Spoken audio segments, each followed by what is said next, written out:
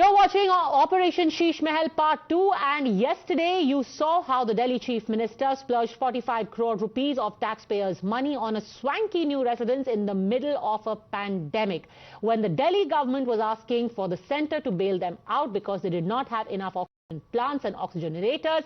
At that time, the Chief Minister's bungalow was not just being given a new upgrade, it was being rebuilt, and rebuilt with the kind of creature comforts that Arvind Kejriwal said he would never be enticed by. Today the story is getting bigger because it is not just about the spending of the money, it is also about how people who were in positions of authority, who should have given the all clear, were kept in the dark. That the construction started by flouting due process. Procedure was ignored. And also how numbers were juggled in a fashion that the people who were making this entire bungalow would get a free hand. That they would just fly under the radar a little bit and no one would ask the uncomfortable question, why is 1 crore being spent on curtains and showers and flooring and marble? There was an actual method to this madness, and today we are going to decode all of that for you. So let's take you one by one through Operation Sheesh Mahal Part 2. Let's first start by telling you how you've got a body which is a statutory body, and it's the DUAC, the Urban Arts Commission, which was supposed to give a go-ahead for any construction at the CM's residence at 6 Flagstaff Road to take place. Now, let's just explain to our viewers. Why is this go-ahead important? Because this is a heritage building. Where the Chief Minister stays, it's a heritage building, so the DUAC had to give its permission. But what happened? Let's first take you through the minutes of the meeting from the 6th of November 2020. On the 6th of November 2020, the DUAC says it is mentioned in the project details that the site work has already commenced. How did start at least 60 days before any approval was given? Construction can only commence after approval. This is what the minutes of the meeting say. Then let's move forward to December. This is the 6th of November. Then in December, certain concerns were again raised. This is the 6th of November. As per the subject, proposal is for additions, alterations. However, says the DUAC, it is clearly evident that an entirely new building is being proposed. Now let's explain to you what's happening. One, DUAC says, you've already started construction. How? Second, that you are saying that it is a refurbishment. You are redoing, renovation as we call it, but an entirely new building is being proposed. They wanted clarification. Then came another meeting that took place in December. In the December meeting also, the 11th of December, Commission did not approve, specific observations were given. Let's fast forward now to the middle of December. So the first intimation comes in November. We come to the middle of December where the third minutes of meeting are there on the 18th, and that is when finally the approval was given. And here comes the twist in the tail. The twist in the tail is, viewers, that even before that, it was in November that the DUAC was even told that, hello, the construction has already started. But do you know when the first work order was given for the construction to start? It was on the 1st of September 2020. So if we are talking about this November, 6th of November 2020 is when DUAC said, how is the construction started? The work order was given on September 1st, which makes it about September, October, November. That's 2 months. 2 months before this meeting, the work order was already given. So essentially, what we are saying here is that work order is given in September, permission is given in December. So September to October, October to November, November to December, 3 months, the construction work was happening without any permission. DUAC had given no permission and construction had already started. This is flouting of norms of a building that was a heritage building. That's point number one. Point number two, now let's come to the part where the work orders were very strategically thought of. if we just take you through the 5 work orders that we had accessed. Let's quickly fast forward to the work orders, all right? The first one I already showed you was on the September 1st, 2020. The second work order is here. It is on 16th June, 2021. The third work order on 22nd October, 2021. The fourth one is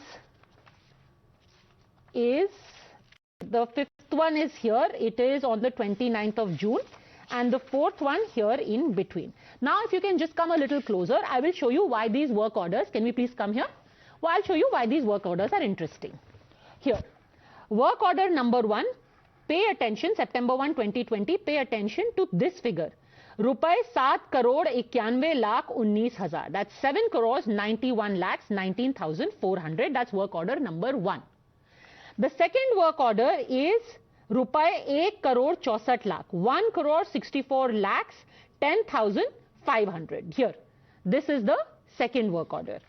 The third work order is here, 22nd October. Rupees 9 crore 8 lakh 52 hazar. That is 9 crore 8 lakhs 52,000. Fourth one is here, 5 crore 73 lakh 41 hazar, which is 5 crore 73 lakhs. And finally, the fifth one is 9 crores 34 lakhs 24,700. These viewers are very significant figures. Why are these figures significant? I will explain to you. Because there is a technicality. If you have any work order that is above 10 crores, first of all, you need to do tendering for it. Then you need to, what you can do is a 45 crore tender, right? Why didn't you just take out one tender, just make one work order? You will there have to put out an open tender because it has gone above 10 crores. This was avoided, which is why instead of doing one work order of 45 crores, they did one is for 9 crores, one is for 9.99 crores, one is for 1.5 crores, one is for 7 crores. So it all adds up to 45, but it's 5 different work orders. What was the need to carry out this clandestine exercise unless there was deliberate subterfuge? If everything was above board, why was this done? Let's try and figure it out. Joining us now are our guests. We have with me Mukesh Tyagi, spokesperson of the BJP, Kailashnath Adhikari, MD Governance Now, Dr. Akashdeep Muni, political analyst, Professor Manojit Mandal, political analyst. Professor Mandal, why was this done? I mean, I really have no other question, because why was this done? If everything was so above board, why not just take out one work order of 45 crores?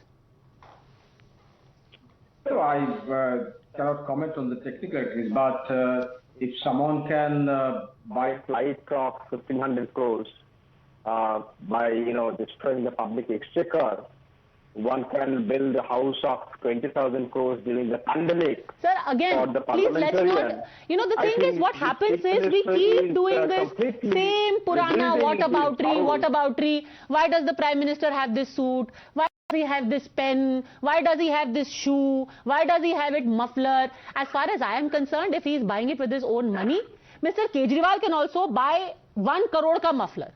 I really don't care. No, my problem is you're making it with the taxpayers' money, one. And two, sir, why was it done clandestinely? Why was it done clandestinely? Here's the difference. Here is the difference. I'll actually do an apples-to-apples comparison. Pay close attention to this. Professor Mandal, pay close attention. Pay close attention. I am doing an apples-to-apples comparison. One of the examples that has been quoted is, why did the Gujarat Chief Minister Vijay Rupani buy an aircraft? He bought an aircraft, but they put out a tender for the aircraft. As opposed to here, where there was no open tender, because the amount was kept just below 10 crores. You spend 45 crores, sir, but you do it in an open, transparent fashion. My question to you, Professor Mandal, is very specific. Why was there this clandestine exercise? No, first of all, you justify why does the Chief Minister need his own private aircraft? So can we talk about the issue at hand? I mean, I can also argue with you, why does the Chief Minister need to stay in Chief Minister residence? If I can stay in a 2 BHK, then CM can also stay in 2 BHK. I mean, now we're having a very strange debate. When you are raising the question against Kejriwal, you also raise the question against Gujarat Chief Minister, against the Prime Minister. I just quoted to you the example of the Gujarat Chief Minister's jet. And I told you he took out a tender. I mean, why did Mr. Kejriwal not take out an open tender? Look at the most rich Chief Minister in this country. It is again from BJP. And one very small state in Meghalaya, again you have one of the Chief Minister with which BJP now is, having their, bonhomie. I mean, the sir, same okay, Chief Minister again, accused by BJP can I please request everyone here to of have a factual conversation, because we can keep going round in circles, Kailash Adhikari. Now if we are going to bring the level of debate to why does the Chief Minister need an aircraft? Tomorrow we'll be like, why does the Prime Minister need an SPG approved car? Why can't the Prime Minister take a tuk-tuk every day to office? Why can't he jog? I mean, what kind of a debate are we even having? Absolutely, Padmaja. The thing is here that the Aam Aadmi Party, last few weeks, and I was there on your broadcast network only saying that the only thing that is left for them to paint is to paint their Chief Minister as God. And a few days after that, Raghav Chadha, one of their member of parliament, compares him to modern day Mahatma. Then if Mr. Arvind Kejriwal is then no one can be non-corrupt on the face of this earth. So I believe that what the Aam Aadmi Party and Mr. Arvind Kejriwal are, suffering from a God syndrome. That when a person believes that he is equal to God, that is known as a God syndrome. Now, when it comes to this, it is very precisely pointed out by you and your team on this broadcast that if 45 crores were to be spent during September 2020 and July 2022, and we all know the kind of pain that the city of Delhi went through during the second wave of COVID. I mean, hospitals were full, the health infrastructure was full, and the Chief Minister was just not able to answer that how will the city come out of it. And in the midst of that, rupees 45 crore, and that through without a proper tender, is being spent on making his house luxurious without getting due approvals. Now, how does he face the public with this? Okay, God complex. Answer this. Dr. Akashdeep, God complex 1, and why keep it so hush-hush? Okay. First point, Padmaja, you said that why the work order was given 3 months earlier. Of course, as a journalist, you know that work order cannot be given without the permission of the LG in Delhi, because all the financials are written. I hope that you have taken their bite. Have you? I think so. You have. You have taken bite of all the. Very good point that you have raised, sir. So here, let me tell you what actually happened. This is the reason why these work orders were specifically kept under 10 crores. You know who sanctioned them? Who has signed off on them? These work orders were sanctioned without taking the engineer-in-chief of the PWD, nor the administrative head of the department. None of them, the engineer-in-chief and the secretary of the PWD, were bypassed. Leave the LG, Dr. Akashdeep Muni, even the chief engineer and the secretary were bypassed. Which is why I'm asking you, sir. That is exactly the question I'm asking you. Why did you not have the chief engineer and the secretary sign off? चलो आप जब बोलोगे तब बोल दूंगा. बोलिए. Okay, now first of all, you know that the final authority in Delhi, NCT, GNSAD, is the Lieutenant Governor. I hope that you have taken the bite of Anil Bajal as a journalist, because you have taken the bite of all the BJP people. So I am sure you would have taken the bite of Anil Bajal. Why did he sign on a very hush-hush deal? Who the LG has not signed off on this? Okay, let us again show you at the risk of being repetitive, because Dr. Akashdeep Muni, you make some really, yesterday you said the MCD sanctions this, today you said the LG sanctions it. Let me actually show you who sanctioned it, because very often either out of ignorance or to mislead, we blur. Here are the people who have, sir, I'm telling you who has signed off. The LG has not signed off on this. Here are the people who've signed off.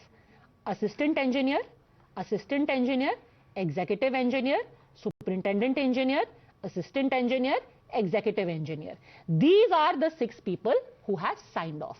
The LG has not signed off on this. Now can you answer my question? Why were the requisite authorities kept out of the loop? Go on. Are you saying that you have all the documents regarding this particular financial transaction? Yes, that is exactly what I'm saying. Okay, you are saying on television that Padmaja has one document which is the all financial transaction for the renovation of Arvind Kejriwal home. Are you saying that? No, I am saying that I have got 5 work orders which show the kind of work that was done in Mr. Kejriwal's home. What is your question, sir? Or are you just trying to while away time and making wild claims for which you have absolutely no proof? I am showing you with papers that this was sanctioned at the level. Please go and Google that finances are with LG, and without LG's accent, not a single rupee can be taken out from the exchequer of the Delhi GNCT. So this Google कर लेना जो लोग watch कर रहे हैं. Google करने की जरूरत नहीं है. मैं documents पढ़ करके बात करती हूँ. Google कई बार आपको गलत ज्ञान दे देता है. इसीलिए कल आप आकर के कह रहे थे कि MCD ने सैंक्शन किया. आज आप कह रहे हैं कि LG ने सैंक्शन किया. कल आपको गलत गूगल पेज मिला, आज आपको दूसरा गूगल पेज मिला. चलिए कोई बात नहीं. All right, let me quickly bring in Mukesh Tyagi and Kailash Adhikari both to explain this. Mukesh Tyagi, it's being argued the LG signed off on this. So अगर इतना कुछ खराब चल रहा था तो LG ने क्यों सैंक्शन किया?